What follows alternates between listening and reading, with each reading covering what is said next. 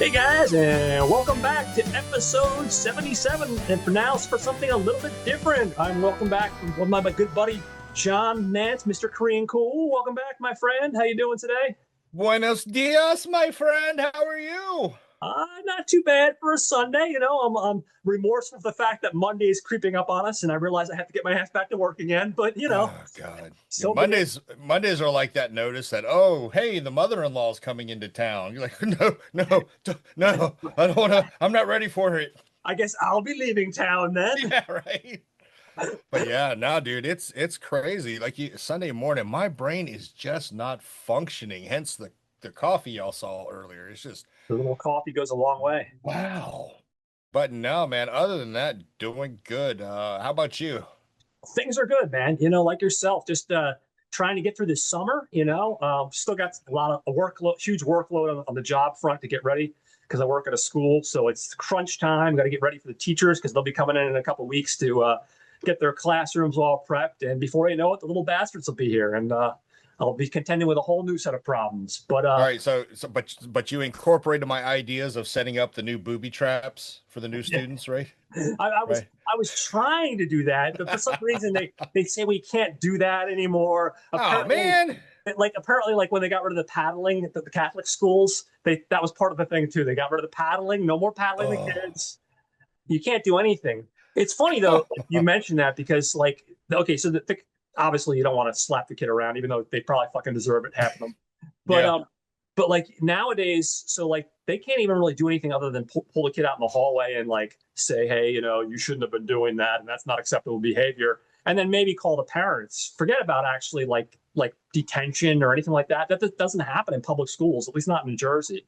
Now maybe No. in different school districts, like maybe over Yeah. in Texas, it's whatever they want, or like some of these other districts. But around here, yeah, no, they basically can't do anything. And the thing is, these kids, even though it's an elementary kid, enter elementary school, excuse me, I can make words. Even though it's elementary school, these kids are smart. They know that the principals and the teachers can only do so much, so they push everything to the limit. They don't care. That's why every time I send in emails about suggestions how to improve the elementary schools every year, they Mm. always reject me because I always, it's a simple idea and Oh no. it only consists of two words, right? Ass whoopings. Yeah. Oh, there you go. There you go. Absolutely. Ugh, Well, but yeah. well, the thing is, right? So, like you and me come from that generation of like, it wasn't what the teacher or the principal would do, but it was more of like, if my parents found out, like I was like fucking off in Oh school, yeah. Oh that yeah. was what I was afraid of. So that's why we did all our dumb shit after school, less likely to get caught. You know what I Yep. mean? Yep. But, Unless you're like me, growing up in a oh, military family and your dad's the first sergeant of the MP battalion, he oh, hears everything. So there so wasn't a lot of escaping for me. it all comes back. It all comes Yeah. back. But So yeah, no. yeah, that's pretty much me in a nutshell lately, man. I didn't even get a chance to watch a ton. So that's bringing us to what we're talking about today. We're going to be talking today, guys, about a Spanish film from 2011 called Sleep Tight. Before we do that, though, I figure we'll get into what we've been watching. So I'll turn things over to you. What have you had the opportunity to catch? Anything good lately, or? Well, with the exclusion of last night, I won't say because we saw a cover band. Mm. Just read my face. Just read my face. You Um, got covered.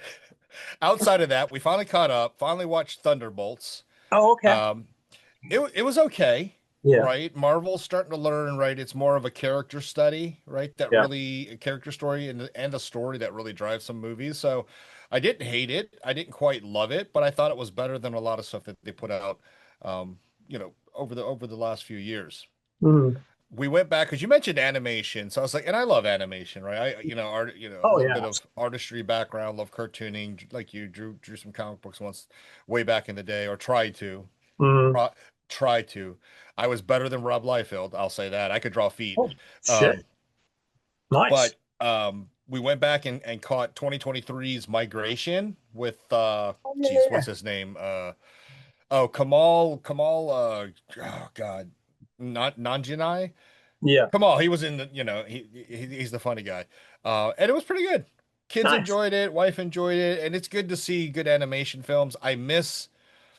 I miss the old cartoon animation style type movies. Everything's now CGI. I get it. It's cheaper, Yeah. it's quicker, but man, there's something magical when you get a good hand-drawn movie, right? It's just crazy. Oh, absolutely.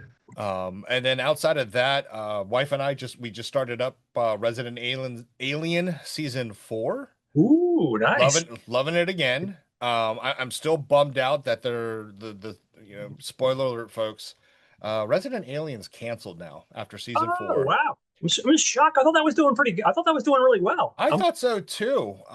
But the beacon of light at the end of that tunnel is Alan Tudyk has kind of hinted that there might be another outlet that will continue on because I Yeah. find that show hilarious. I find Yeah. that show absolutely hilarious.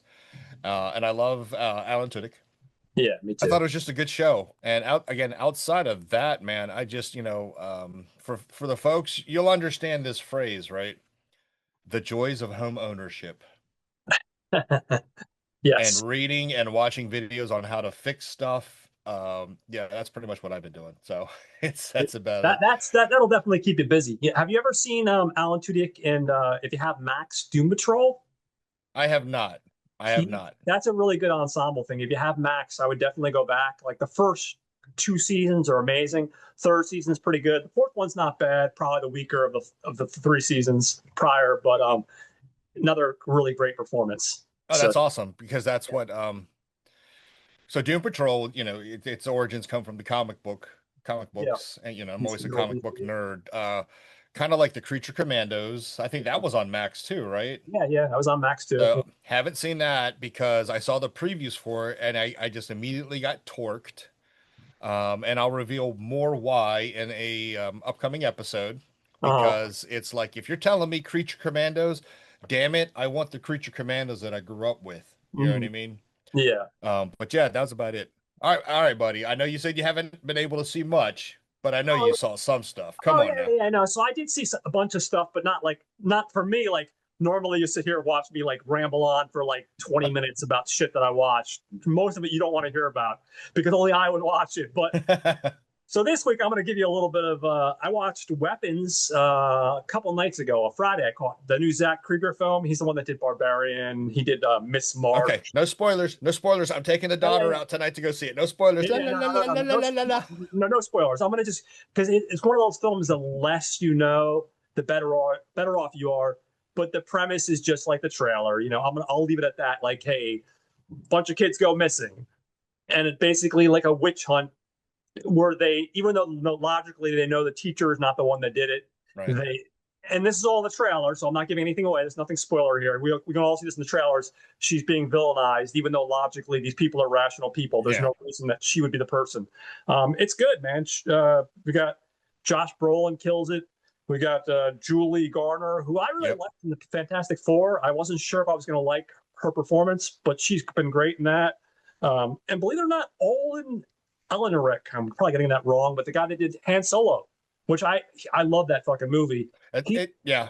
he has a supporting role in it, not a major role, but a supporting role. Still. And then there's Amy Madigan, who plays a role that I will not give anything away because it'll give away everything. Uh, Okay.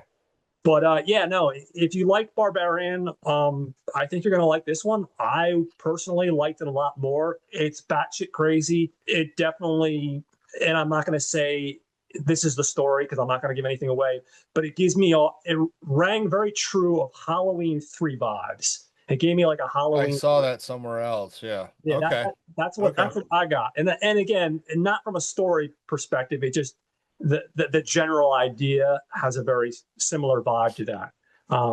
And anything else beyond that would be me giving it away. So I watched that, and then we were talking about Stacy Keach last week, and Mr. Jeff Bridges. We were talking about Fat City, and I love Stacy Keach. And like I told you guys Yeah. last week, my first introduction to Stacy Keach was the show Titus with the comedian Christopher Titus. And basically, he had a sitcom in the early 2000s, only lasted about 3 seasons, about 54 episodes. And it's effectively about him, his brother, and his dad and his girlfriend and their fucked up dysfunctional family. And that's pretty much it. And Stacy Keach is like this womanizing character who's had 5 wives. And, like his style of parenting was like, they have like a flashback where Christopher's she's like teaching him how to swim, and what does he do? He just throws him into the pool. Way I learned. He said, "I hope you're fine." But like that's basically like the attitude of like Stacy Keach's character, like throughout the entire show. And a lot of the two brothers, Christopher Titus and his brother, played by Zach Ward.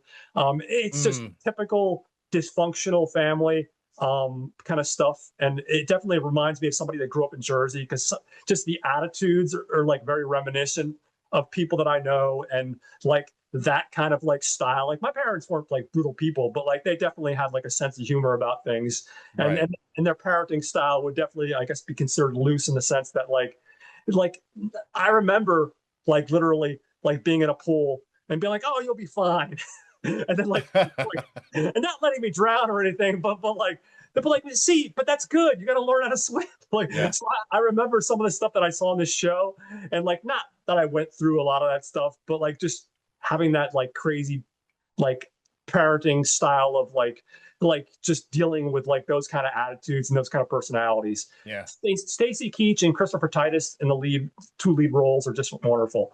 I'm only about maybe 8 episodes since the first season. Good show. It's worth watching. You can find it on YouTube. Also, a bunch of his comedy specials are on there because he's known for being a Yeah. comedian. So Yeah. yeah, Oh, shoot. You he's know done what's crazy? You mentioned Stacy Keach, and remember, folks, we talked in episode 76 about Stacy Keach roles, and I couldn't remember where I saw or I thought Stacy Keach was a villain with the white hair and the white eyes yeah. and stuff. And now just listen, it's so weird. You know how it is, folks. It just popped in my head. You mentioned it. He was in that movie Class of 1999. He was the Yeah, evil scientist. yeah, I yeah, was like, whoa, oh gosh. yeah, yeah. Sorry. That's okay. That and road games, man. I don't know why. Last week That was I called it Hitcher for some reason. I'm like, no, it's road games. I'm thinking about, you dumbass. But Road Games. Yeah, because Hitcher was Rutger Hauer, right? yeah, yeah. But Yeah, he was him and Jamie Lee Curtis. Oh my god, yeah, that's right. it's a good movie. So yeah, so that was that, and then because I like my teenage melodrama, I'm not one to be a snob. I like my crappy shit every once in a while. So I went back to the hard streets, man, the hard streets of Dawson's Creek, because I used to watch that. I know it's my shame. My shame is I brought great shame. But listen, I have no problem with admitting there's no such thing as a guilty pleasure. Hey, listen, this show is on for 6 seasons. We've got a lot of good actors, man. Start there, like people That's like true. Joshua Jackson. Okay, he was just in the new Karate Kid. He has a career still. Michelle Williams. I mean, come on, she's been nominated a couple times. Even even the rest, like James Vanderbeek and why can't I think of the crazy one that married Cruz? Oh, Katie Holmes. Yes, even Katie Holmes. Oh, They all still have a career, man. They all still have careers, and it's a typical like teenage melodrama, growing up, adolescence, coming of age bullshit. If you yeah. like that kind of stuff, and normally I don't fall prey to that, but I think at the time when it first came on, like I was thinking about like writing for comic books. I was even like aspiring to do like filmmaking stuff. And of course, the lead character is a kid that's in love with Spielberg and wants to become a filmmaker. So I feel like at the Right. time I kind of connected with that vibe. So I like the show. I'm only about only about halfway through the first season. It's a stupid show with a lot of melodrama that would be expected from most of these type of shows, and that, like, in that sense, that melodrama kind of thing. Yeah. I could never get it. I gave it a shot a long time ago. I just couldn't get into it. It was just No, I I completely. don't know. I don't know. Well, I mean, you know what it is. So like all these shows, like these Beverly Hills 90210, Melrose Place, all those type shows. At a certain point, they might have like a good premise, but then they start having like these like minor like melodrama things to like Yeah. get people back every week. Then it becomes a little bit too soap opera-ish, and Yeah. this one also contends with that. And I think that's the problem most people would have. Either you're on board for those type of shows or you're not. And the people that are hooked on them. Now, I don't like a lot of those shows at all, really. So I'm surprised I find myself liking this one. But I'm not going to lie. For whatever reason, this particular one is kind of always held like a special place in my heart. So when I saw Milk Creek had like all 6 seasons for like $20, I was like, bye. How can you That's go wrong for 6 seasons? You know what I mean? So kind of a no-brainer, right? I mean, yeah, 20 yeah, yeah. bucks. Yeah, no, for that price, I can say I can't say no. So Yeah. yeah, that was pretty much me in a nutshell this week. I didn't really get out besides that to see a movie. I've been just kind of just trying to relax and get ready for the rest of this summer, man, and I hear you. gear up for the school year when all these little crazy bastards come back, and I got to deal with that bullshit. I mean, that wonderful job that I have that I love every day. I go to.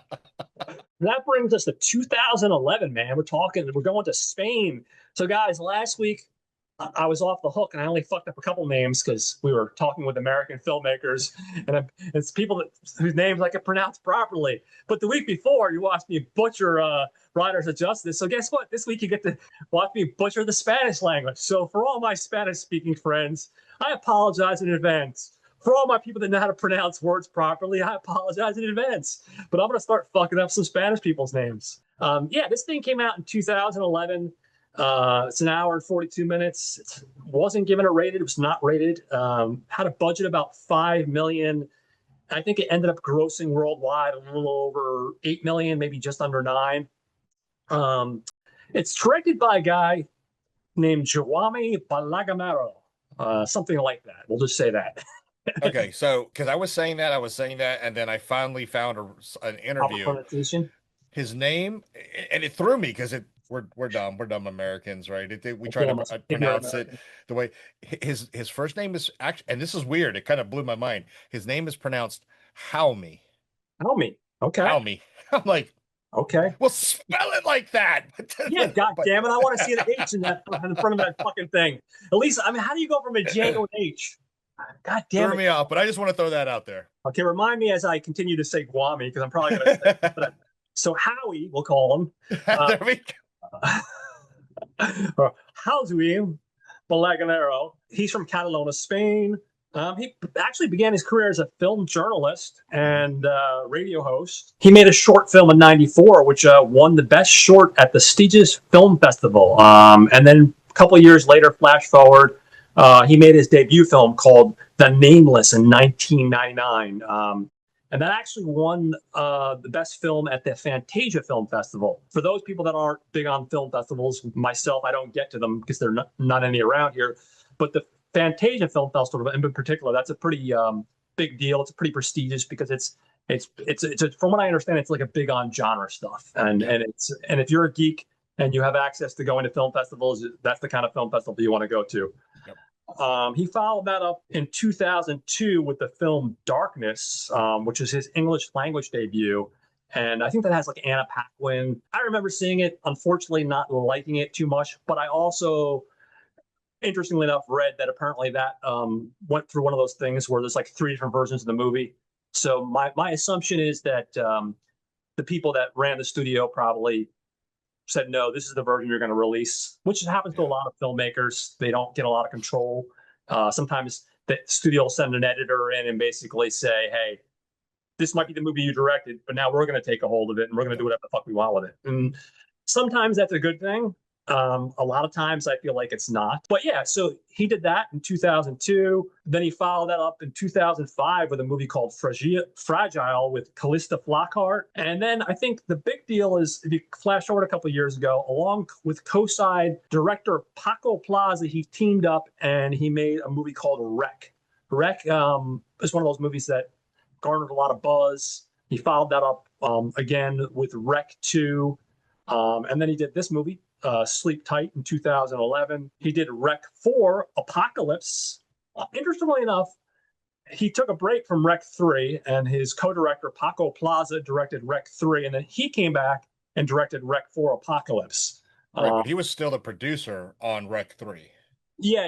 I don't know if he has maybe a screenwriting credit too, I think. I'm not sure.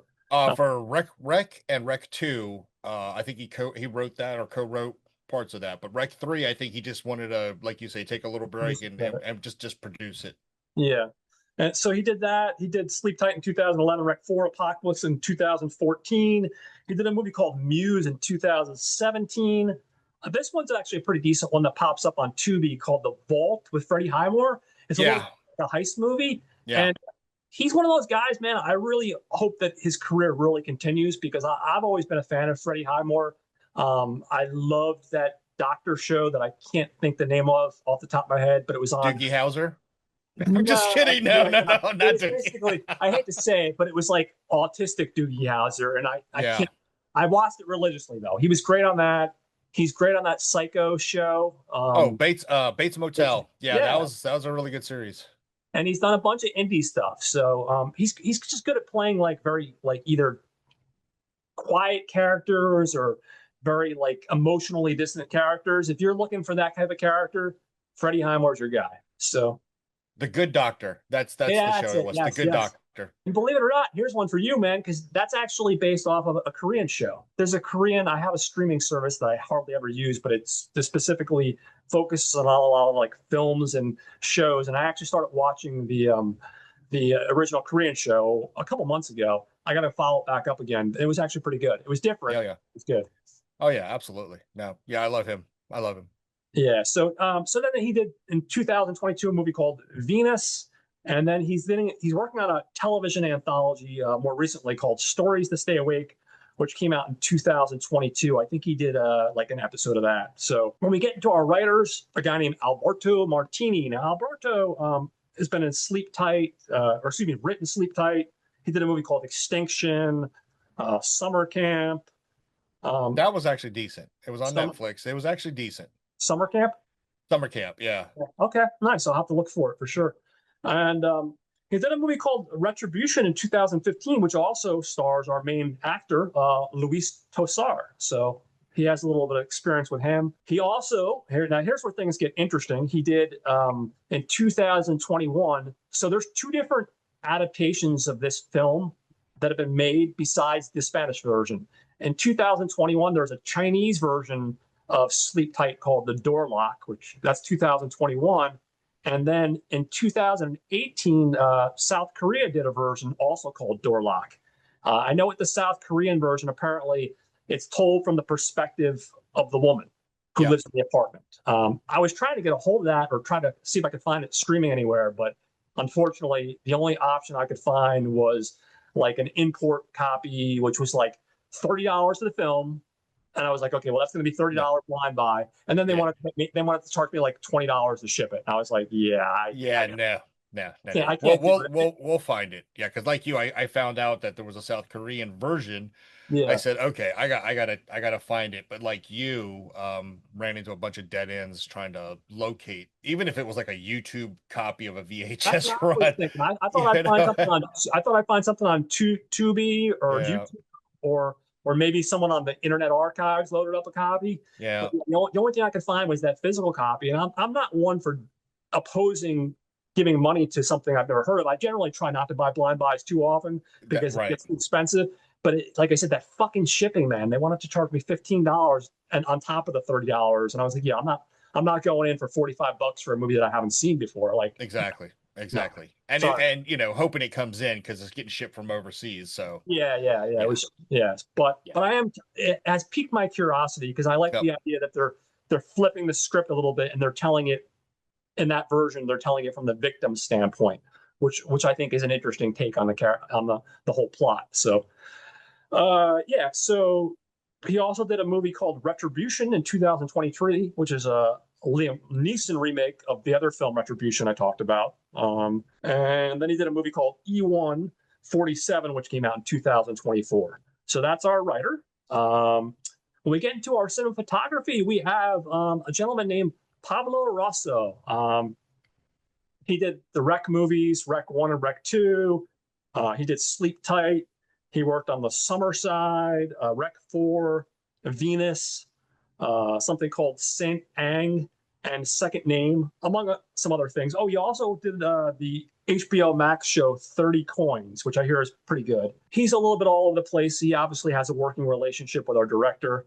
That's our cinematographer. Well, so real quick, Yeah. so one of the surprising things digging, researching him, Pablo Rosso is actually going to have a chance to really make his mark with a well-known video game franchise. The first movie had, it has some contention, but what I found was he's the cinematographer or the director of photography Mhm. on 2026's Return to Silent Hill. Oh, okay. Well, Yeah. that should be cool. That's because what's interesting about that is that's what Christopher Gans, right? The guy that Yeah. he Yeah. directed Crying Freeman, which is I Right. loved. Oh, Me, Crying Freeman. Yeah. It's just, me, Troy, and oh, Brad. I had them on. We geeked out. We had an episode where we talked about the graphic. Not we talked about the manga. We talked about the animated show oh my gosh. briefly, and we talked about the other two versions, live action Crying Freeman movies, which I didn't even know existed. Oh, yeah. Yeah, Mark I didn't know. Dacascos? Oh, yeah, dude. I knew, Oh, hell I knew yeah. about his, but I didn't know there were two other versions before that had live actions that had come out. Yeah. That were interesting. Yeah. Yes. It's going to be interesting, hearing that news because, you know, I'll talk a little bit later too, but I enjoyed Rec. And I think Yeah. that style of photography, cinematography is going to lend itself very well to the Silent Hill movie because, Yeah. for folks, if you played the game, man, you're gonna need to wear some Depends or something like that because it's nuts. It's nuts. Don't turn out the lights and play. Don't play this game in the dark alone at night. So yeah, no, that's awesome. I didn't make that connection, so I'm gonna be looking forward to that. But I love anything Christopher Gans does, man. Like Yeah. I'm down for it because he doesn't do nearly enough work. I mean, that's also the same guy that brought us Brotherhood of the Wolf, which another Mark Dacascos, Oh yeah. Yeah. Oh yeah. So Man's awesome. Anyway. moving on to our composer, we have a gentleman named Lucas Vidal. He's been done the music for stuff like Fast and the Furious 6, The Quiet Ones, Tracers, in The Invader, The Cold Light of Day, stuff like The Raven, The Hammer of Gods, Cathedral Pines, stuff like along those lines. He's done a little Hollywood stuff, but he also has done some stuff in Spain, obviously. Moving on to our editor, we have a gentleman named Guillermo de la Cal. He has worked on Sleep Tight, Rec 4, Muse, Aloft, something called the Red Band Society, which is a TV show, and he's working on a movie called Sister Death, which is also the same director that did the first two Rec movies with our director Paco Plaza. So that's our editor. Now we move into our cast, and again, just like when we talked about Raiders of Justice, Riders of Justice. I can make words today, guys. My brain is not. For me. Brain no work today. Brain no work. Hold on, let's get some coffee going, folks. And seriously, I have water, but I don't have enough caffeine apparently in my system. So anyway, just like when I talked about Riders of Justice, finally on the third try is the Magic Charm. A lot of these people, are primarily known for their work in Spain. I primarily focused on the main cast. So some of these names might not be familiar. If you're big into Spanish films, you might be familiar with some of these people. Starring in our lead role, we have Luis Tosar, who's playing Caesar. This guy, believe it or not, actually in Spain, he's a pretty big deal. He was nominated for 12 Goya Awards, which, for those that are curious, that's basically their versions of the Oscar. He nominated 12 times. He actually won in 2004 for Best Lead Actor in a film called Take My Eyes. He actually pops up in the Miami Vice movie in 2006 in a small role. He pops up in Even the Rain. It's another Spanish film in 2010. Something called Cell 11 in 2009. I Know Who You Are in 2000. And Flowers from Another World in 99. And he has a bunch of other credits. And obviously the reason I'm not going into all the credits again, guys, unless you're from Spain or you're really familiar with Spanish cinema, you're probably not going to recognize a lot of these names. I know I didn't, unfortunately. Playing the female lead role, we have a lady named Marta Etura playing the role of Clara. She's been in, again, a bunch of stuff in Spain, something called The Invisible Guardian, which, believe it or not, this one is on Netflix. There's a trilogy called The Invisible Guardian, The Legacy of Bones, and Offering to the Storm. And apparently it's a pretty good trilogy. I think it's like a mystery kind of thing, if I'm not mystery drama kind of thing. Yeah, mystery type thriller type thing. Yeah. But apparently it's really, really good. I just didn't get around to watching it. I was hoping I would have time to squeeze that in over the weekend, but it just didn't happen. She's been in stuff like that. Something called Cold Winter Sun in 2004. The Impossible. Well, there you go, with Ian McGregor and Naomi Watts in 2012. Dark Blue, Almost Black in 2006. And something called The Remake in 2006. Now, playing the role of her boyfriend, Marcos, we have a gentleman named Alberto San Juan. He's been in stuff like a movie called Airbag in 97, Between Your Legs in 99, Whoa, What? what's going on there? Whoa! I know. I had to write that one down. I wonder if this is like some soft porn shit we got going on here. Woo! Skinamax. Yeah, right. Something called The Other Side of the Bed in 2002. Kill Me Tender in 2003. People in Places in 2003. House on Fire in 2024. List goes on and on. Playing a really annoying, say, preteen little brat, Ooh. we have a girl named Ursula, played by the actress Iris Almeida. This was her only film, so that makes life really easy. And so that's it, one and done credit. And she's a little shit. And we'll go into that later on. Ass whooping. That's all I'm gonna say. And we're talking about the beginning of my rant about these fucking kids. Exactly. Next, we have playing the role of Senora Veronica, a little elderly sweet old lady. We have an actress named Patrina Martinez. And again, a lot of Spanish films. Film called Black Litter in 77. Nobody Knows Anybody in 99. Oh, here we go. Pedro Almodovar film in 2004, Bad Education. Palm Trees in the Snow in 2015. And then a film in 2023 called Close Your Eyes. Playing another neighbor in this apartment complex, we have a gentleman named Carlos Lasarte. He's been in stuff like the Rec movies. He actually shows up in the both Rec 1 and Rec 2. He's in a Rec 4. He's in a Spanish movie called Blancanieves, which is actually a really, really cool film. It's like a retelling of Snow White, but the Snow White's like a Spanish bullfighter. Really, really cool black and white movie. He pops up in a movie that I like a lot, even though I know it's bad. In 2000, he pops up in a Brian Usna film called Faust, which is a really weird, like demon, like superhero kind of thing. That's right. Faust. That's Brian Tim Vigil's comic that they base it off of. Yeah. Yeah. It's not entirely successful, and I don't think you can even pick it up on DVD or Blu-ray, but you can buy a digital copy. And I really like that movie a lot.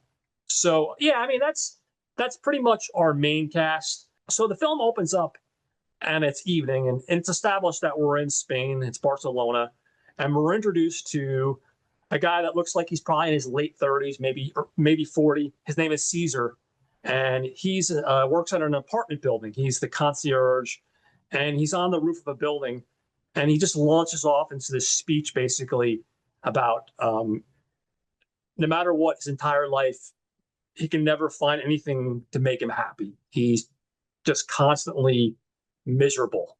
He cannot find happiness. And right off the get-go, like I think we're establishing a little bit about this character, kind of teeing things up a little, kind of setting things up for what's to come. We cut to the next morning, and we see Caesar wake up early morning, and we see him in a bed, and he's next to this very attractive girl who is Clara, our other lead. And, at first we're just thinking, all right, good for you, Caesar, getting a little something, something. But no. Caesar is not getting a little something. Caesar is very discreetly sneaking out of the room and out of the apartment. And we're like, oh, okay then. I mean, she's really hot, but, maybe try a different approach. So he's leaving the apartment, and this is where we're introduced to our character of Ursula. Ursula is this little preteen, shitty, annoying brat. The next day, he goes to work at his little concierge desk, and then he's approached by Ursula at the desk. She's on her way to school, and she basically says, hey, I saw you leave that apartment. You better give me my blackmail money. And he ends up giving her like 60 euro, and then she leaves to go to school. So she knows what's up. She knows she's the apartment right next door to Clara's apartment, and she knows that he should not be entering this apartment or exiting that apartment illegally, and something's going on. She's not fucking around. She's gonna get some money off this deal, So he shuts her up with some cash. Next, we see Caesar at a hospital, and we see an old lady, and she looks like she's not quite in a coma, but she's definitely out of it. We find out that that's his mother. He's talking to his mother about his day and his life, and he's basically like, you know what, nothing's going right with this girl, Clara. No matter what I do, she still remains happy. He's like, I'm going to have to step things up because I'm trying my best to torment this woman, and she doesn't want to get with the program. She's a happy lady. You know what I mean? So we learn early on that like again, in the beginning, Caesar's miserable. He's established that his goal in life is to make other people basically as unhappy as he is, because his attitude is if he can't find happiness, well, then fuck everyone. They shouldn't be happy either. Yeah. Meanwhile, we're introduced to Clara, this beautiful, young, optimistic person. She's one of those people that you meet in life that just, steps in a little pile of dog shit while she's going for a walk and she rubs it off and just moves on with her day and smiles. Or the rest of us would be like, God damn it, some asshole should have been fucking follow the rules. They should have had the fucking bag and they should have been picking up their dog shit. But instead, I got fucking dog shit on the bottom of my brand new shoes. That would have been me. Anyway, mini rant over. So Caesar, basically professes to his not doing well mother, we'll say dying mother, about, he just can't seem to get this girl to be miserable like him. He goes back to work, and this is when he's approached by, this sweet elderly old lady. This is Senora Veronica. She tells Caesar about how she's going to this bingo event to celebrate her friend's birthday, but unfortunately, she doesn't know what to do because her dogs has no one to take care of, So she's like, can you do me a favor? Can you go up to the apartment and feed the dogs? And, one dog apparently has a special diet. He can only have a certain type of dog food, and he can only have a certain amount of dog food. And if you don't give him just the right amount and just the right kind, it's no, no, no, bad things are going to happen. So, of course, because Caesar is a dick and he's a sociopath, he completely ignores this, and he goes to feed the dogs, and, he doesn't want to feed these fucking fuckers, So what does he do? He takes a piece of pie that Senora Veronica left for him, and he gives it directly to the dog that has the stomach issues. And of course, the dog, shits all over the place like dogs that are older and have bad stomachs will do. So later that day, we see Clara return home. She grabs her mail, goes upstairs to her apartment. And again, this shows you something about our character of this Clara girl, because she opens the mail and she reads a letter, and you don't even hear her read what's on the letter, but you can tell like she's shaken for a minute. But the thing is, she's only shaken for about a minute, because after that, she just tears it up, throws it in the trash. She cracks open the fridge. She starts playing her music, starts dancing, She's like, fuck it, not the end of the world. She just kind of casually tosses it off. But you can tell she read something that was a little bit disturbing. She's just approaching the situation and maybe, I don't know about the smartest way, but maybe I guess the healthier way, which is not to obsess over it. You know what I mean? Yeah. From there, we see Caesar, because what she doesn't know is Caesar has since then snuck into her apartment, and he's under the bed, and she's got like a little what do they call that? A bed skirt, so you can't really see him, and he's waiting for her to go to sleep. And when she does fall asleep, he takes some chloroform and basically, puts the chloroform in her mouth to kind of completely knock her out, to make sure he's not going to have any issues, because, Caesar's a stand-up guy, he wants to make sure that, he gets to have his fun and nobody interrupts. He was sharing his chloroform. Exactly. Mr. Chloroform field. So when she does that, she falls asleep, of course, and with the chloroform, she's super unconscious, which I would imagine chloroform would do. He's not really doing anything. Okay, he's doing something horrible, but he's not like, right off the get-go, he's not full on like, fuck you, I'm gonna fuck your world up. He's just messing with like her. Well, no, in the beginning, like, yeah, that's right. Yeah, he's just basically messing with her, like her makeup and shit like that. It ramps up, which we'll get into. But yeah. So right off the get-go, we kind of establish a little bit about our character, and we establish what's going on. It doesn't even seem like, well, I'm sure he's attracted to her, which we find out later on. He's not like really obsessed with her. He's obsessed with this idea, the fact that, like I said, that she's just so fucking happy, and it just drives him to no end that she's happy when he's miserable. So I think in the beginning, that I think more than anything, that's the impression I got. It's like this guy that just can't stand the fact that someone else can be this fucking happy while he just fucking hates his life. Yeah. But at this point, I'm going to stop and ask you. So as you're watching this, well, number one, was this the first time you've ever watched anything? But what? Yeah. You've seen the Rec movies, right? Yeah, I've seen the Rec movies, right? So so I had an establishment, and I'm gonna hold off until we get to the full, because I can't. Yeah, yeah. Not a problem. I'm gonna have to let it all out. You're gonna have to let it I'm all gonna out. have to let it all out at once. Think about. But to your point, yeah, it's an interesting setup that I think could have lent itself a little bit more, and I will speak on that later. Yeah, The setup is there, right? The setup is there. But then there's also a lot of questions that I think as an audience member that I had, yeah, the wife had, that just made sense to ask as we're watching, yeah. right? But and then like I said, we'll get to it, because at the conclusion of the movie,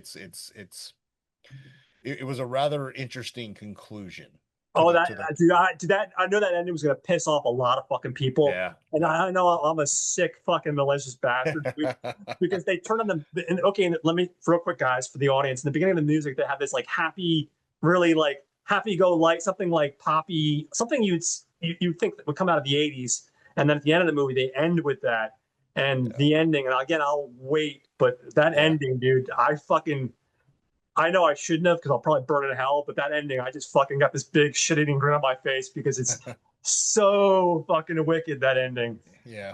But I know that's one of those endings that some people are going to just get outraged when they watch that ending because that Oh ending, yeah. it's a big like, oh, fuck you.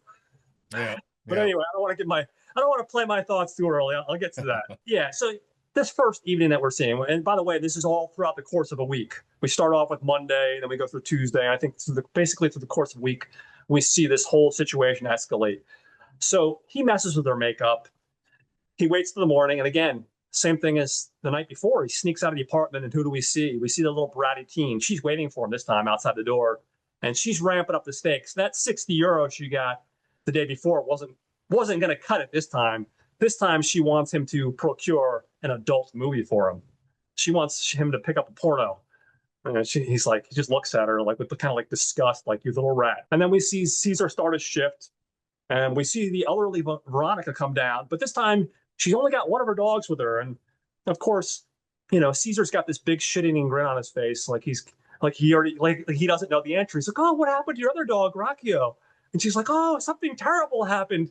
He must have got a hold of some bad food, and he's up there in age, and he shit all over the place." and he's like, "Well, he's an elderly dog, isn't she? Isn't she an elderly dog?" And he's like, "Yeah, she is an elderly dog." And he's like, "Well, you kind of gotta get prepared for things because with these elderly dogs, it's just a matter of time before her time comes." Like what a fucking douchebag. He's like, "Yeah, yeah, she's shitting her brains, and she's old, so she's probably gonna die soon too." Yeah. And I'm like, man, this guy takes so much pleasure out of making people's lives hell. So later that day, we cut to, and this little shit Ursula knocks on his apartment door, and of course, she wants her little porno action, and he gives her a videotape, and she says now she's not just happy with this adult porno. She wants this. She's gonna again take the stakes up a little higher here. She wants $100, because that's not going to cut it just for porno and the $60 she got the day before. She's milking this guy for all he's worth, and she'll get her comeuppance later on, folks. We'll get to that. But he knows that she's got him over a barrel. So we also get Caesar visited by an angry old guy who's basically your typical old cantankerous old man. He's always pissed off with Caesar because he thinks that Caesar comes back from his lunch breaks too late, and he always is waiting for Caesar to be there, and Caesar's always late.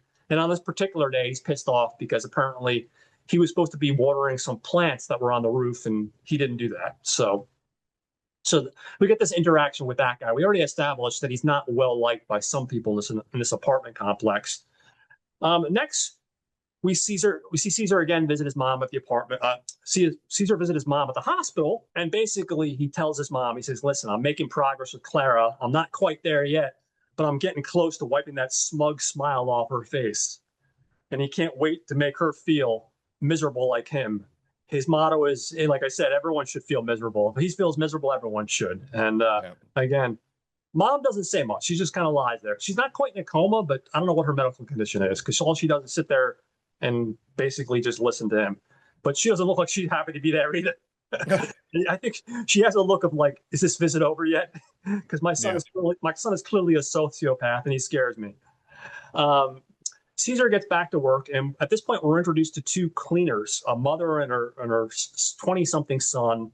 Her 20-something son basically kind of throws an insult Caesar's way, basically about how his job is easy and how anyone can do it, and Caesar doesn't like take kindly to that. So we know that eventually he's going to get his comeuppance because Caesar doesn't fuck around. When you get on his bad side, he makes sure you're on his bad side as well. So. Oh Um, yeah. he tells them that they got to complain about one of the offices not being cleaned right. This is one of the offices the son takes care of. And, he doesn't want to be a jerk, but, he just knows that you guys should know about that because he doesn't want to see you get fired or get in trouble. Later on that night, again, Caesar's in the apartment waiting for Clara to go to sleep. And again, he chloroforms her. And while she's knocked out, he again continues to mess with her apartment. But each day, as things progress, he takes things up a notch, like I said. And this time, he plants bug eggs in the apartment, cockroaches. So he's not fucking around. After a few days, we cut forward to a few days later. Clara starts to get rashes over her body. They finally go away, but that's when she wakes up one morning and discovers the cockroaches all over her apartment. And she goes to the police to try to find out who's messing with her. Because at this point, between the letters and then the cockroaches in the apartment, she's starting to get to a point where she's starting to take things a little bit more seriously. She's not just ripping up the letters and forgetting about it. While the apartment needs to get fumigated, she decides to stay with her mom. And Caesar's going to go ahead and fumigate the apartment for her because he's such a good guy, as we know.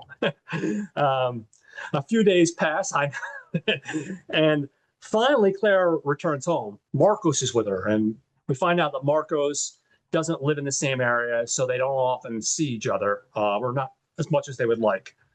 They fooled around on the bed, and you see we see Caesar is under the bed while they're making whoopee, and he's just looking there like cringing in pain, like when will it end? When will it end?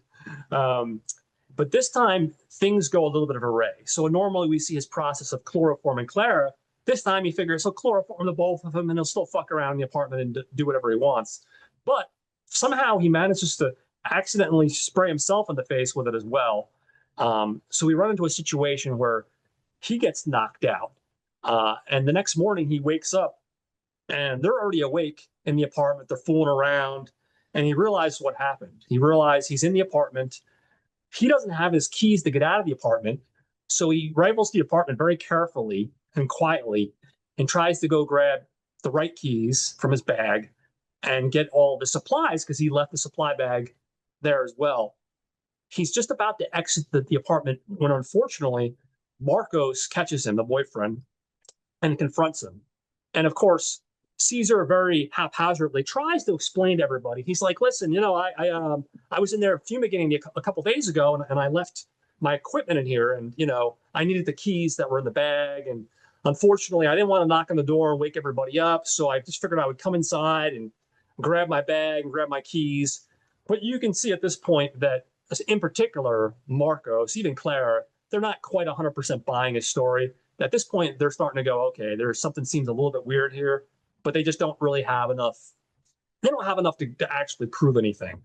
So we go back to visiting his mom again. Caesar goes downstairs, goes to work. He's fine. He's fired, we find out, for being late for work, and apparently his erratic behavior and neglecting his work duties, because that one old guy has seen him come in late, and he's starting to get complaints for not doing his job the way he's supposed to. So he's fired. He's still in the apartment complex, but he's fired. We see Clara and Marcos, and they're getting excited to go on a big trip. They're getting ready to leave on a big trip. But Clara drops a bombshell. She tells Marcos that she's 4 weeks pregnant, and Marcos is in shock. Marcos is in shock because he always wore a condom, number one, and he hasn't been around in 4 weeks. So the big mystery, of course, is, well, how can that possibly happen if I haven't been here? You know what I mean? Like, something doesn't add up. So he thinks that, she's cheating on him. It becomes this big thing, this big emotional moment where they have this big, huge argument. He's definitely suspicious something's going on. Marcos is now knocking at Caesar's apartment, and he says, "Hey, I need you to come back up to the apartment. We found some more cockroaches, and I think the problem didn't go away. I don't know if we need to fumigate again." So he brings Caesar up to the apartment, and basically from there, he shows him some equipment that he found. It's basically like a mask and some of the equipment that one would use to knock somebody out. So basically, we have a confrontation between Marcos and Caesar. Marcos basically knows what's going on. They get into a huge fight, and Caesar ends up barely, but he ends up beating him up. And he takes a piece of glass and stabs him in the neck. And then he puts him in a bathtub and he wipes his fingerprints off. He puts the glass in his hand. Basically, he's setting it up to make it look like this Marcos guy killed himself because he wants to make sure he's covered. He thinks he might as well tie things up completely because he realizes he has to tie things up with Ursula because Ursula knows too much information. So he waits till nighttime and he sneaks into the little brat's apartment and he goes into her room and he's like, listen, you little bitch, I know what you've been doing. You're blackmailing, enough is enough. You fucking continue to fuck with me, I'll kill you and your whole family. And it's got a really tense scene. He's got her like hanging out a window and he's grabbing her by her leg while she's dangling out the window. Caesar's finally done. He's finally done paying his porno money and giving her porno tapes and giving her money. He's like, I'm not gonna fuck around. Maybe if I threaten to kill the kid, she'll finally shut the fuck up. But yeah, and I think that finally got through to her. Finally got through the message to her. So at this point, obviously Clara comes home. She's a dead body. She's wrought, as one would be, over a situation like this. We got to several months later, and she's in with her newborn baby. She's moved to a new place, and she gets a letter one day in her new apartment, and she opens it up, and it's basically a letter from Caesar thanking him, or thanking her for finally allowing him to be happy by allowing her to find some misery. He manages to finally find some happiness. And just so she knows, he hopes every time she looks at that child, she'll think of him. because he's a desperately fucker. And that's how the movie kind of ends. And then we get that happy-go-lucky poppy music.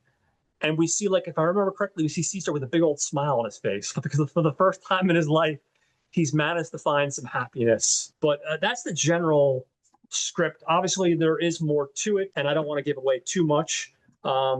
Before we go ahead and do that, let's hear what you have to think. Let me into the world of Mr. KoreanKool as you're watching this. I'm curious your thoughts on this film. Oh, Dios mío. Yes, this was a first time watch. Yeah. And let me be blunt, right? I give it a 5 out of 10. All right. That's I was disappointed about halfway through. Now, oh man. let me kind of explain why. All right. So Caesar, I thought, was a really interesting character to get introduced, right? The way he was introduced. Yeah. However, I wanted a little bit more backstory, right? Yeah. He says all his life he was unhappy. Why? Did you not get a toy? Did you have a bad bringing up? I needed more to to either fully understand the character, or fully hate the character. But what I found was I was ambivalent towards the end, with one exception. It's why is Jaume, the director, really trying to make me sympathize with this guy? Because he's a freaking nut, right? I don't get he fits that diagnosis of a narcissist in the sense that, Oh, absolutely. you know what I mean? I am unhappy, therefore everyone has to be unhappy and everyone needs to be unhappy, and that way I can be happy, but do what I want, and it just I didn't understand the playthrough of the sympathy building with him, like, case in point. Yeah, he's at this hospital and he's talking to this old lady and he always says, Mama. But halfway through the movie, when they show like the last scene and you see the mom's really upset, and I'm sitting there thinking, you know what? Maybe that's not his real mom. Why not? Maybe that's just another old lady who's just laying there, and because she's laying there, she can't talk back. He's going to make her miserable while pretending to be her son. And I'm going to lay out all my, ambitions and plans with you. And you're going to see how sick and depraved I am. And there's nothing you can do about it. And that makes me happy. I don't know. It was weird. Clara, So let me pause. Trivia, folks. Luis and Marta, they were actually in a relationship for the Yeah, longest time, yeah, yeah, yeah. right? So and then I think they broke up shortly after this film. Was this film the reason why? I don't know, but I can understand, right? But now, getting back to Clara, she has got to be the deepest sleeper I have ever seen on film. I mean, you don't hear anything, you don't smell anything, you don't sense anything is wrong. And I'm sorry, while I can appreciate the cinematography of the whole movie, what I didn't understand was, in order to build tension, right? The scary moment is knowing that there could be somebody under your bed. Yeah. And they shoot at an angle from her, from Clara, that if she just, took 2 seconds, oh, there he is, he's under my bed, instead of like from a higher angle, showing, truly what Clara sees, and then panning down to reveal, holy shit, he's under the freaking bed, right? No, they just threw it right out there, right? He's under the bed. Ursula, you mentioned it. Ass whooping, folks. Whoop those kids' asses. Get them back in line, because this girl, holy nuts, she's an extortionist. Number one, I don't know about Spanish laws, but I think an adult passing some porn to a freaking kid is kind of illegal. It definitely is here. And then just fully extorting. And that was like a plot hole. I couldn't quite understand why they let it played out for so long, right? Caesar is the guy, and the narcissist, who says everyone has to be unhappy. Yeah. Ursula was truly reveling in the fact that she had this power over him, right? For so long. Why didn't he deal with that earlier? Right? So I think the reason is I think he was probably going to eventually, but I think also the things would you get to a certain point. Remember, they talk about the old man confronts him about his job history and how Yeah. he was at one place for a month before he was let go. He was another place for 3 months. So I have a feeling he's probably exhibited this behavior before. But I think so. I think eventually that situation was going to play out where he was whether the movie ends the way it did with the boyfriend dying and like it gets to that point. I think the kid was going to be dispatched at some point. But I feel like the reason he didn't kill the kid right off the get go is that would have brought attention to that building a lot quicker before he had his opportunity to It's go it's after Marta. Because I think Marta was his ultimate goal. Because he didn't give a yeah, shit about the old man. He didn't give a shit about Miss Veronica. They were easy targets.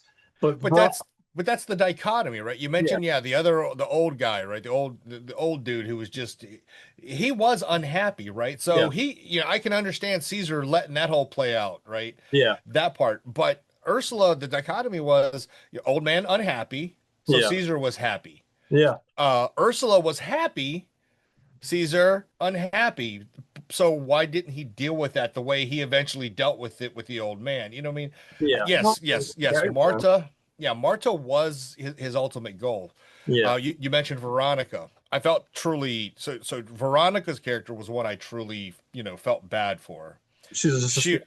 Yeah, she was just a sweet old lady, nobody in her life, no family, no husband, no kids. All she had were her two dogs. And she puts on a face that, I'm fine, I'm happy, I like to do things. She's a sweet old lady.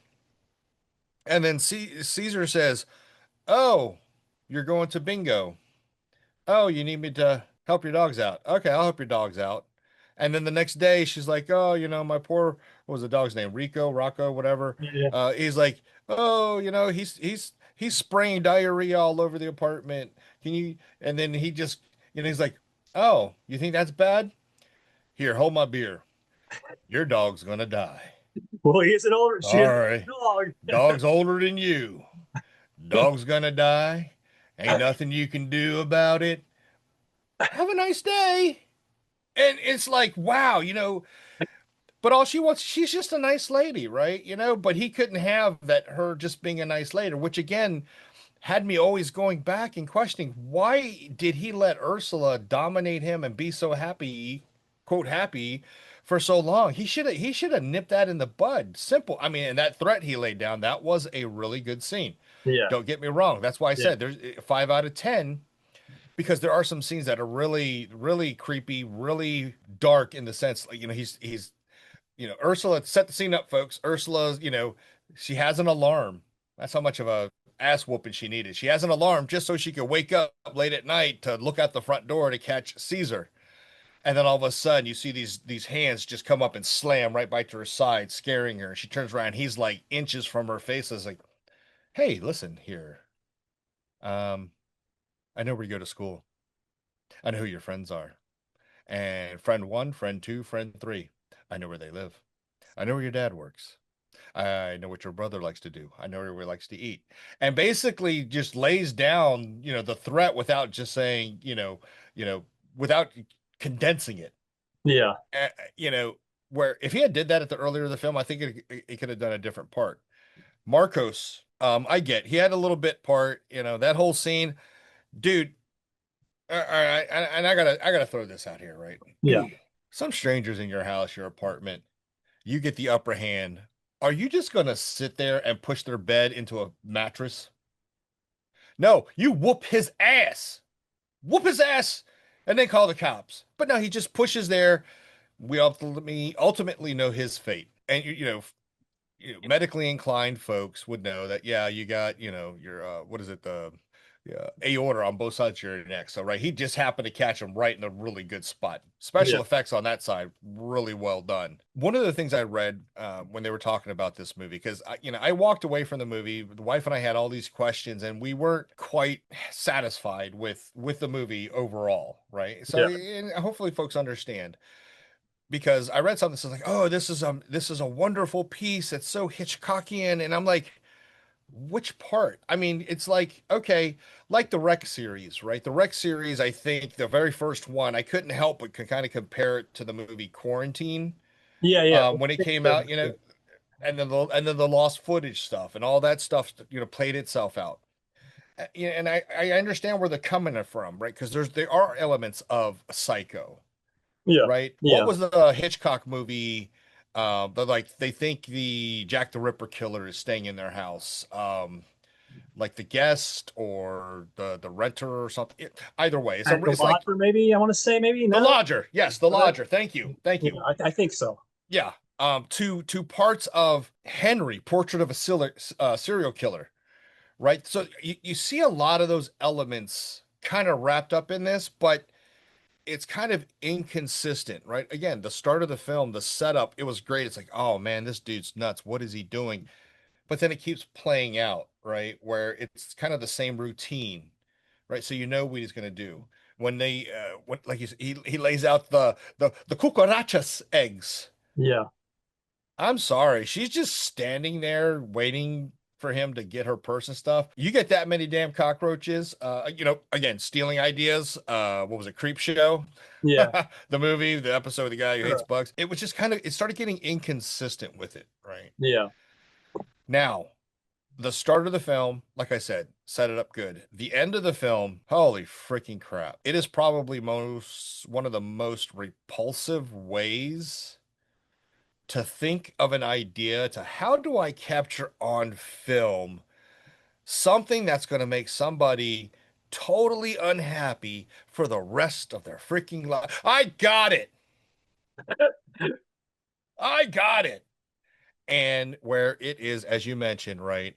Caesar, piece of garbage he was. He ended up raping her, getting her pregnated, and she had the kid. He delivers what was his like little journal notebook or something detailing everything all the Yeah. time, so that she read it, and then she looks at the baby, and then she holds it tight, but then she immediately starts crying, right? And then they cut to Caesar, who finally went to McDonald's and got a Happy Meal because he was happy. I mean, yeah, I could come up with some messed up endings about how to make people unhappy, But but they're these not guys were like, up on the top. yeah, these guys were like, hold my beer. I got one for you. Totally nuts. So that's why I gave it a 5 out of 10, right? Yeah. The beginning, the setup, Yeah. I thought it was great. I thought it was really Yeah. good. The ending, holy crapaloli.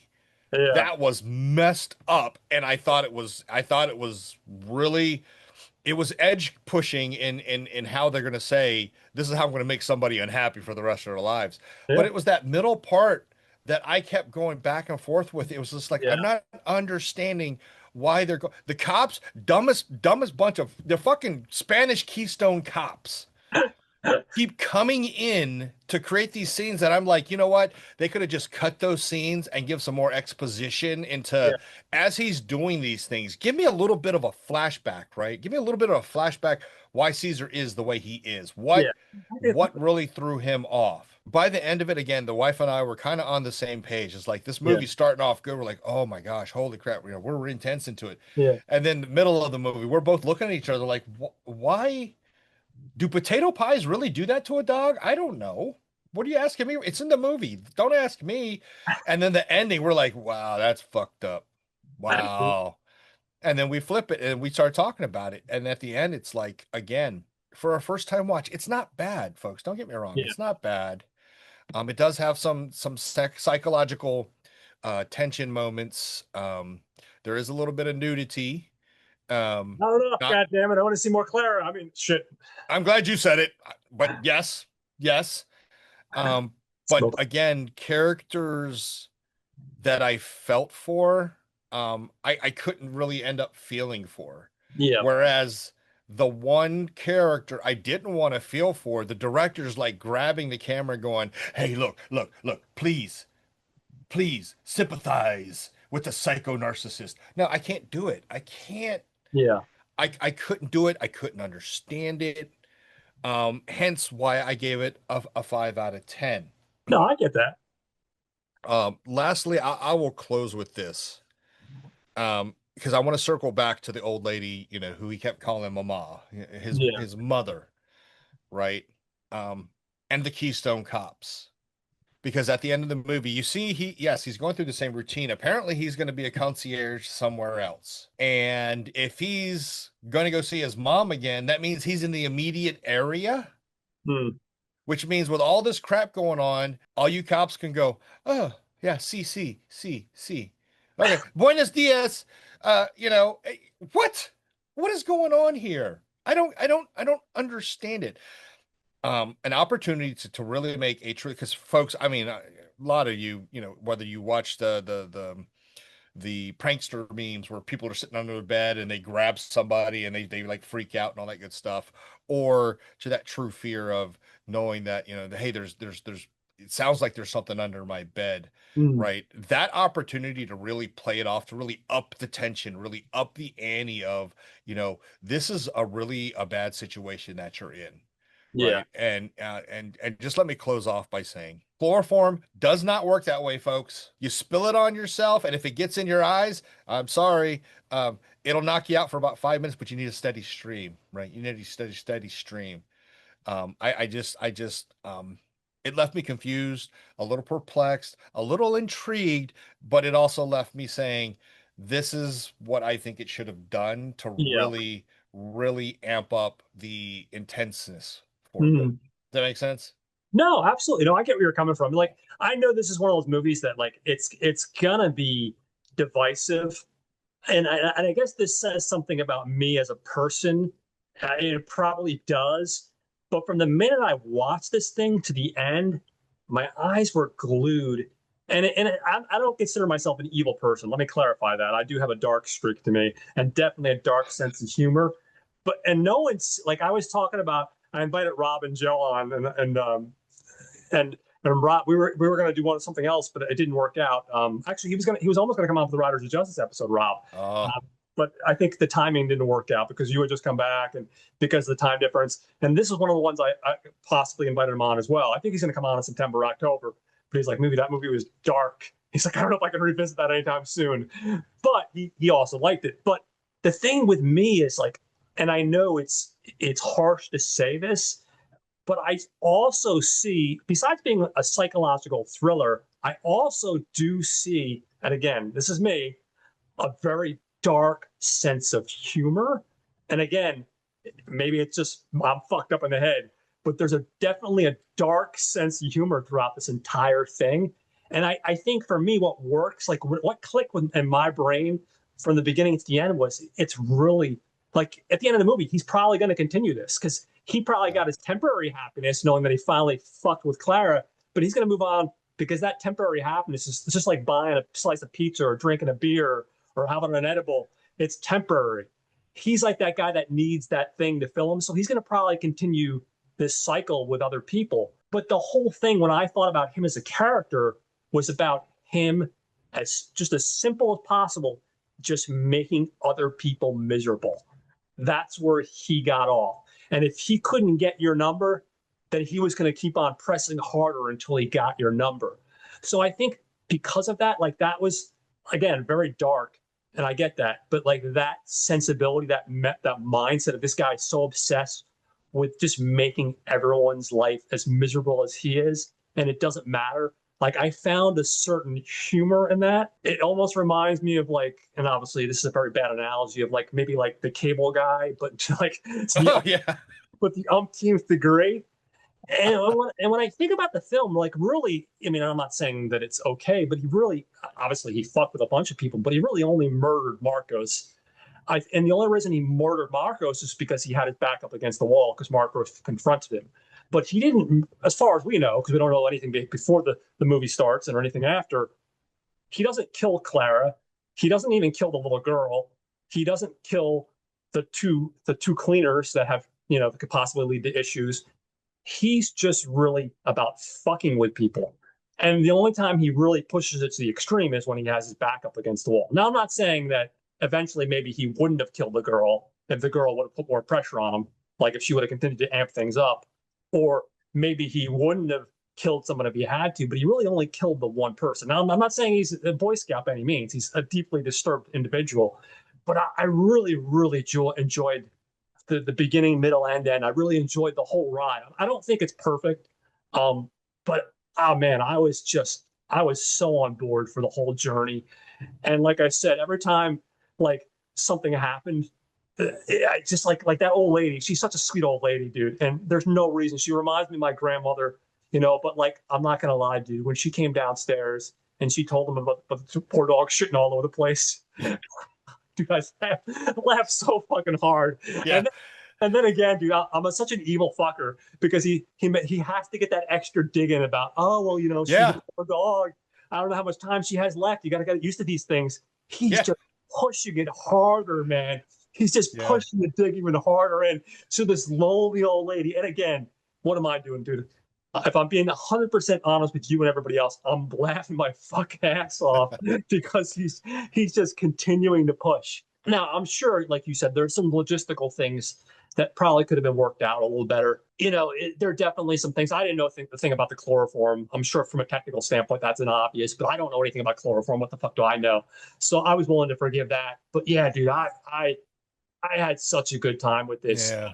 And I'm sorry. Go ahead. No, and I think the chemistry between them two, like yourself, I read online too that they were dating, they were in a relationship for a long time together. You can definitely see, even though it's cat versus mouse kind of thing, you can definitely see the relationship between them really bounce off. I think it could have been expended a little bit more, dude. I'm so excited to see what this guy does next because I like the 4 Rec movies. I think the first one's fantastic. The second one is good. The fourth one and the third one I liked a lot. And I just can't wait to see what he's going to do next, to be honest with you. Same thing with the screenwriter. I want to see. But like I said, I do realize it's not a perfect movie. And so I've talked to people that right off the get-go, they watch that movie and they're like, dude, that movie's just like, there's people that watch the movie and go like, that movie's fucking effed up, man. And then there's other movie that'll look at you and like, dude, why did you recommend that film? Yeah. Like they look at you like you're a despicable human being because you recommended a film, because that movie is going to rub some people the wrong way. Oh yeah. And it's not because there's only one murder. I think the reason that movie rubs some people the wrong way is because in a mainstream type movie, I think it would play out where he'd get caught. And we wouldn't get that fucking ending where she finds out that that's his kid, and you know what I mean? But I think that ending just fucks with some people, man. I think that ending just like, oh my God, fuck you. The bad guy wins. Yeah.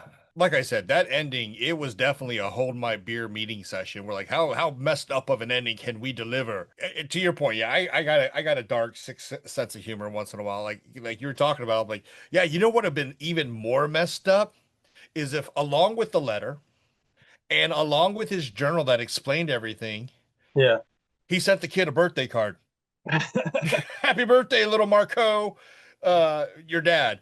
I mean, Yeah. yeah, yeah, I get it. Like I said, it can Yeah. rub people No. the wrong way, but I think a lot of people also could be forgiving, of that ending because it is a messed up ending to think that this guy gets away with it. If the tension had really built up and that was more of a subtlety, right? If they hid, I guess you could say if they hit it just a little bit more, right?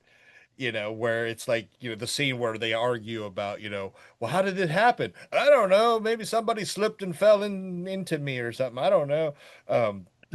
But it's that's where you go, oh, well, yeah, of course he did. You know what I mean? Versus if they had like hit it a little bit, like people would have been like, oh crap, man, man, what a jackass. But yeah, Yeah. I get your point. I Yeah. totally get your point. No, dude, and like I said, there's going to be films that we're not going to be on the same page 100%, but I think it was worth watching, and like I said, I do think the performances alone, for me, I think the performances alone in the cast, even the supporting characters, like the little Yeah. annoying, she plays an annoying little brat perfectly. The sweet old lady, she plays a sweet old lady perfectly. Oh yeah. The old man, you know what I mean? Like the performances alone, I think are worth it. But definitely check out the Rec films, people. If you haven't seen the Rec films, Yeah, check those out. and check out Those some of this guy's other stuff. He has a couple of things that are you can rent. Not a lot of it's on Tubi and stuff like that, but stuff that you can rent on like Amazon Prime and stuff like that. So Yeah, and like you said, in terms of cinematography, and writing, Summer Camp, I think it's on Netflix. I yeah, think still, I think that's where I caught it. That was actually pretty decent, you know what I mean, for like a horror thriller. nice. So there, like I said, there's a bright spots, but Yeah, man, I don't even want to think, when they do the next movie, like, okay, look, this is what we did at the end of Sleep Tight. How do we top that? It's like, oh my God. I mean, listen, I think they could do more, but I think it'd be self-indulgent. It's like I saw that last season of Dexter, the one they did like a couple of years ago, where it's like 10 years later, and it was Yeah, but it was unnecessary. And now they're continuing to do more. And right. it's just like, guys, at a certain point, you're going to run out of ideas and you're going to start grasping for straws. Sometimes it's okay to have a one off, Yeah, unless you have some sort of tremendous idea. Like if you have a mind blowing masterpiece of an idea that you really think you can take it and like blow people's minds, but otherwise, don't, man. Just leave it alone. yeah. I You know mean, what I mean? yeah, yeah. And my final thought is, you're right. Luis Tosar, man, I understand now why he's a highly regarded Spanish actor. Yeah. This guy, good Lord, wow, he's really good. I totally get it. I'm sorry, what's her name? Marta, playing Clara. She's really good at what she does. That she has, like you said, that one series I want to go back and check out. The cast, Veronica, I really loved her portrayal because not only does she take some of Caesar's words and it's going to hurt her feelings and make it sad, but she wears that sadness that you're like, oh man, why did you do that to her? She's so sweet. Why did Nice. and Yeah. it's just wow. I mean, so they did really well with that. I just yeah, Yeah. No. it's great cast, good Yeah. idea, good premise. Me personally, I wish they executed a little bit more, a little No. tighter. I can completely But it's understand. still, I think you said it right. I still think it's worth checking out to see, how our audience members would take it. Because, like I said, Yeah. it's not a god awful film, No, no. but and it's not, the holy grail of cinema. But it's something I think you check out and decide for yourselves. You know what I mean? Yeah, no, definitely. Yeah, no, definitely. It's definitely worth definitely watching, man. There's so much stuff out there that it's hard. A lot of stuff falls through the cracks. I think this film managed to find a little bit of an audience because I do know a lot of people that have seen it, but I know a lot of people that haven't seen it, and I think part of that's because it's a Spanish film, and some people, let's face it, are still, at that point where they just don't want to deal with subtitles. And, sometimes it's just, there's so many films that are just put out every year that it's different films fall through the cracks. But yeah, no, I Yeah. definitely definitely worth a look. You can watch it on Tubi for free and also through Canopy. So you got a couple different options. Yeah. That wraps up today's episode, guys. So thank you all for listening. As usual, we appreciate it. We got some exciting news. Next week, we're going to be talking about a film you picked called Big Man on Campus. I cannot wait. Yeah, I can't wait. That should be a fun one, dude. I watched it last night. I'm not going to keep my opinion to myself because I'm going to watch it again. But yeah, no, I think people are going to enjoy that one. It's a good time. So we look forward to seeing everybody next week for episode 78. A couple shout outs, of course, Troy and Brad with the Not a Bomb podcast. Every week they look back at films that were either a critical failure or a commercial failure. Check them out. Of course, we got Watch Skip Plus with Jose and Mike. They tackle the stuff that's currently in the theaters. And they just released a new episode yesterday. So check them out. Of course, The Gentleman's Guide to Midnight Cinema with Will and Sam. Will and Sam are doing God's work, picking all sorts of different types of films, picking obscure films from the 70s, 60s. They're picking mainstream stuff. They're all over the place. And great group of guys, heavily inspired me doing this. So check out Gentleman's Guide to Midnight Cinema. Of course, you got Caliber 9 from Rob and Joe from Outer Space. They do a drive-in format where they give us an A movie and a B movie. And again, they're always talking interesting stuff. I'm hoping to get on there in September. And we're trying to figure something out, hopefully get them on here as well. It's been a while, so I'd love to have them back on again. And of course, we have Raiders of the Podcast. Raiders of the Podcast, also another drive-in kind of format where they do 2 features every week. We got the 4 guys, Kevin, Craig, Tyler, and Dave. And, they do a great show, guys. And they also do a monthly special where they cover 4 movies. So check out Raiders of the Podcast.